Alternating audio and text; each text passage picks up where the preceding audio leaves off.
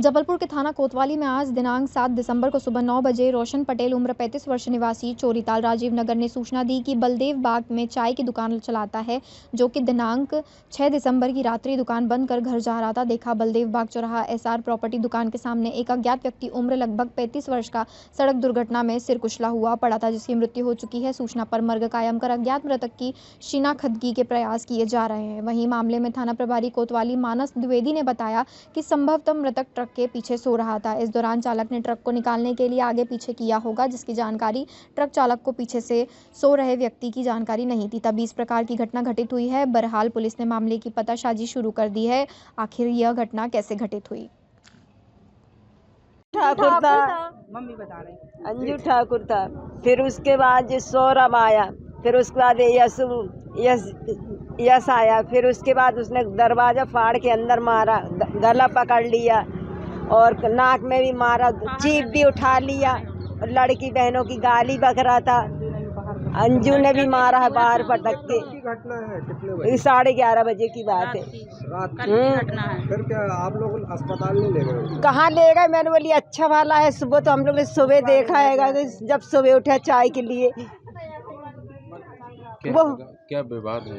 विवाद पहले 25 दिसंबर को आठ चाकू मारा था इसने और नाला में ढकेल देते। ये टीआई का जो कोतवाली में टीआई थे ना, उनका हाथ का वो हिसाब कागज मेरे पास अभी रखे हैंगे। हाँ, वो मारवे की हमें। और सौरभ ने मारा था, सौरभ राजा वगैरह सब थे। आपके बेटे का नाम क्या? अंकित ठाकुर। क्या काम करता है? खाना का केटर्स का काम करता हूँ। आपका नाम? राजकुमारी ठाकुर। कौन है आप? ठाकुर माँ हूँ उसके। क्या है पूरा मामला? ये राजीव नगर सेरी ताल में एक मर्ग की सूचना प्राप्त हुई है, जो अंकित ठाकुर है। इसकी मृत्यु हो गई। घर वालों ने आज ही सूचना दी है और घर वालों ने ये बताया कि रात में कुछ लड़कों से हाथापाई हुई थी और फिर परिवार वालों ने उनको अलग करके बालक को सुला दिया था और उसके उपरांत सुबह उस बालक का जो मृत अवस्था में शव उसको घर से ही मिला है। तो संबंध में मर्ग कायम किया गया है और जांच की जा रही है। कौन लोग हैं बताया कुछ उनके घर वालों ने? मोहल्ले के एक दो लोगों के उन्होंने नाम बताए हैं, जो अभी जांच में हैं और जिस तरह की वस्तुस्थिति या पीएम रिपोर्ट में जो भी तथ्य आते हैं उसके हिसाब से उसमें कार्रवाई की जाएगी। का नाम क्या है? अंकित ठाकुर। क्या इनका पुराना विवाद है? अब मोहल्ले के ही रहने वाले हैं, संभवतः अनावेदक और मृतक दोनों, तो संभवतः विवाद की संभावना हो सकती है। जुए के फड़ों पर छापा, 6 जुआड़ी गिरफ्तार, 23 से 60,000 रुपए जब्त। थाना प्रभारी बरगी प्रशिक्षु डीएसपी श्री हेमंत कुमार ने बताया कि दिनांक 7 दिसंबर को विश्वसनीय मुखबिर से सूचना मिली कि तिनसी रेलवे फाटक के पास रेल पटरी किनारे कुछ जुआड़ी ताश पत्तों पर रुपयों की हार जीत का दाव लगाकर जुआ खेल रहे हैं। सूचना पर मुखबिर के बताए स्थान पर दबिश दी गई, जहाँ जुआड़ी 2 जुआ फड़ लगाकर ताश पत्तों पर रुपयों की हार जीत का दाव लगाकर जुआ खेलते दिखे, जिन्हें घेराबंदी कर दोनों जुआ फड़ों से 6 जुआड़ियों को पकड़ा गया। नाम पता पूछने पर सभी जुआड़ियों ने अपना नाम क्रमश विनीत पटेल निवासी ग्राम निगरी, रोहित जायसवाल फूलचंद तिवारी दोनों निवासी ग्राम सिलवा, राकेश पटेल निवासी बरगी नगर, गोपाल स्वामी निवासी बरबटी, शेख अकरम निवासी बरगी नगर बताए। जुआड़ियों के पास एवं फड़ों से ताश के पत्ते एवं नकदी 23,060 रुपए जब्त करते हुए जुआड़ियों के विरुद्ध धारा 13 जुआ एक्ट के तहत कार्रवाई की गई। उल्लेखनीय भूमिका जुआड़ियों को पकड़ने में प्रधान आरक्षक विजय पटेल, उदय प्रताप सिंह, आरक्षक विपुल कुमार, सुधीर सिंह, प्रताप पंद्रे, मुकेश पटेल की सराहनीय भूमिका रही। भैया जुए पे कार्रवाई हुई, कहाँ से है, कितना पकड़ा गया, कितने आरोपी? क्या है, कल विजय पटेल प्रधान आरक्षक के साथ हमराह में लेकर जुर्म जराम पतासाजी के लिए निकले थे। पटेल तिराहे के पास जब पहुंचे तो उसी समय खबर मिली कि तिनसी में करीब 8-10 दिन से खुले जगह पे फाटक के पास कुछ लोग जुआ खेल रहे हैं। तो मौके से गवाह उपस्थित उसको बताया गया और स्टाफ के साथ जाके रवाना हुए। तो वहां पे जाके देखे तो फाटक के किनारे खुले स्थान पे करीब 15-20 लोग जुआ खेल रहे थे, जो उनको घेराबंदी करके पकड़ा गया, जिसके पास से 23,060 रुपया नकदी जब्त हुए हैं। 6 आरोपी मिले थे, बाकी भाग गए थे। आपका शुभ नाम? मेरा नाम उदय प्रताप सिंह है। घटनास्थल पर जुआ रेड की कार्रवाई के पहले भी थाना प्रभारी महोदय को बताया और जब कार्रवाई की तब भी थाना प्रभारी महोदय को बता के अवगत कराया गया था। 23,060 रुपये का जुआ पकड़ा गया था। जबलपुर जिले में आए दिन हो रही आगजनी की घटनाओं को लेकर समाजवादी पार्टी ने नगर निगम का घेराव किया और अपना विरोध प्रदर्शन दर्ज कराया। इस दौरान अनोखे तरीके से समाजवादी पार्टी के कार्यकर्ता हाथों में आई ड्रॉप लेकर नगर निगम कार्यालय पहुंचे तथा दमकल विभाग और फायर सेफ्टी प्रदान करने वाले अधिकारियों को आई ड्रॉप देकर सांकेतिक रूप पर शहर में हो रहे भ्रष्ट फायर एनओसी के धंधे को न देख पाने की बात कही। प्रदर्शन करने पहुंचे समाजवादी पार्टी के कार्यकर्ताओं ने निगम के भ्रष्ट अधिकारियों पर आरोप लगाते हुए कहा कि जबलपुर शहर में धड़ल्ले से पैसे लेकर फर्जी फायर एनओसी बांटने का काम किया जा रहा है। बड़े बड़े अस्पताल, बिल्डोजर सभी को बिना किसी प्रयास के पैसे लेकर फायर एनओसी दे दी जा रही है और अब जब भी कहीं यह बिल्डिंग है दुर्घटना का शिकार होती है तो उसका खामियाजा निर्दोष और आमजन को भोगना पड़ता है। उन्होंने मांग की है कि जबलपुर शहर की तमाम बिल्डिंगों की फायर एनओसी चेक की जाए और उसकी सेफ्टी के संसाधनों का अवलोकन किया जाए, जिससे न केवल फर्जी फायर सेफ्टी देने वालों की पोल खुलेगी बल्कि व्यवस्था को भी दुरुस्त किया जाएगा। क्योंकि जैसे कि आपको देखने में आ रहा होगा कि नगर निगम में जो अग्निशमन में जो अधिकारी बैठे हुए हैं उनके आंख की दृष्टि कहीं ना कहीं कम दिख रहा है, जिसको लेकर आई ड्रॉप लेकर हम नगर निगम आयुक्त कार्यालय आए हैं और अधिकारियों को हमने आई ड्रॉप भी दिया ज्ञापन के साथ। क्योंकि देखने में आ रहा है कि जमीनी स्तर पर इन्होंने जितनी भी एनओसी जारी की है आधे से ज़्यादा एनओसी जो है वो फर्जी हैं, क्योंकि जमीनी स्तर पर जो चीज़ें मापदंड होने चाहिए वो मापदंड कहीं से कहीं तक दिखते नहीं आ रहे। चाहे आप अस्पताल की बात करिए, चाहे कॉमर्शियल बिल्डिंग की बात करिए, चाहे किसी भी चीज़ की बात करिए, तो जिसको लेकर आज समाजवादी पार्टी ने ज्ञापन सौंपा है, साथ में आई ड्रॉप भी दिया है और अधिकारियों से बात की है कि आप जमीनी स्तर पर जाइए और मॉक ड्रिल कराइए। आप किसी की बातों पे नहीं, आप जाके स्वयं चेक करिए और अगर आने वाले समय में ये चेक नहीं करते तो समाजवादी पार्टी खुद जगह जगह जाकर मॉक ड्रिल करेगी और मॉक ड्रिल करने के बाद जो भी निर्णय होगा सबके सामने दिखाएगी। आसिम मतलब समाजवादी पार्टी प्रदेश सचिव।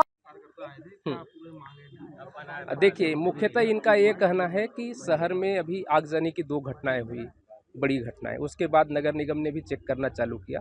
इनका विषय ये भी है कि जो फायर एनओसी अपने नगर निगम की तरफ से जारी की गई हैं उनकी भी जांच कराई जाए कि वो सही मानकों को चेक करके दी गई हैं या नहीं दी गई हैं। अभी हम चेक करा रहे हैं कि आपके पास फायर एनओसी है या नहीं है।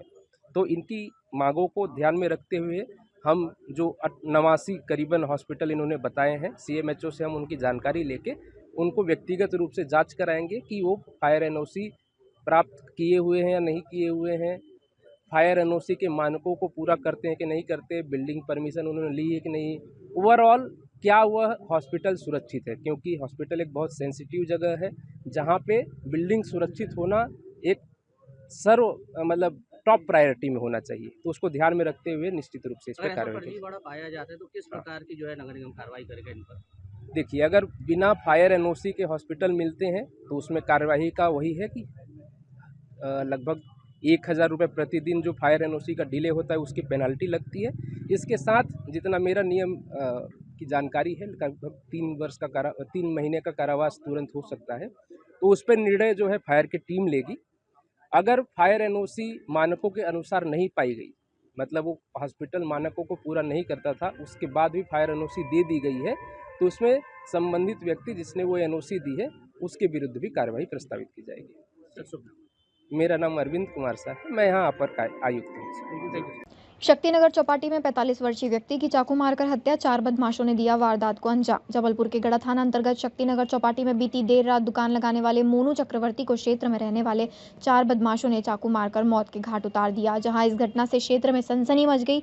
सीएसपी आशीष जैन ने बताया, पुलिस ने मर्ग कायम करते हुए शव को पीएम के लिए मेडिकल कॉलेज भेजते हुए एक आरोपी को गिरफ्तार कर लिया है। वहीं अन्य की पुलिस सरगर्मी से तलाश कर रही है। पुलिस ने बताया कि मोनू चक्रवर्ती दुकान पर था, जहाँ पुरानी रंजिश को लेकर अमन चक्रवर्ती, रोहित बाबा, ताशु यादव और नंदू तिवारी ने विवाद कर चाकू से हमला कर दिया, जिससे मोनू की मौत हो गई। वहीं एक आरोपी रोहित को गिरफ्तार किया गया है, अन्य की तलाश की जा रही है। जी बिल्कुल, ये गढ़ा थाना अंतर्गत शक्तिनगर चौपाटी का मामला है। यहाँ जो है एक चाउमीन की शॉप है, उसके संचालक मोनू चक्रवर्ती का जो है गोरखपुर के 2 लड़के और एक गढ़ा थाना अंतर्गत निवासी एक लड़के जिनका नाम अमन चक्रवर्ती निवासी सेठी नगर है और ताशु यादव और उसके अलावा जो है रोहित झारिया, इन तीनों के द्वारा चाकूबाजी करने के उपरांत जो है मोनू चक्रवर्ती उम्र करीब 45 वर्ष की चाकू मारकर हत्या कर दी गई है। हत्या के कारण जो हैं अभी प्रथम दृष्टया गाली गलौज के उपरांत दुकान पर आके गाली गलौज करना, रोकने के क्रम में उनके द्वारा चाकूबाजी करके जो है घायल कर देना और घायल को इलाज के दौरान जो है मेडिकल अस्पताल जबलपुर में जो है मृत्यु हो जाना पाया गया है, जिस पर से जो रोहित तिवारी को हमने अभी प्रथम दृष्टया अभिरक्षा में लिया है और 2 अन्य आरोपी फरार हैं, जिनकी तलाश के लिए हमने 3 टीमें लगाई हुई हैं, जिनकी अभी लगातार तलाश जारी है।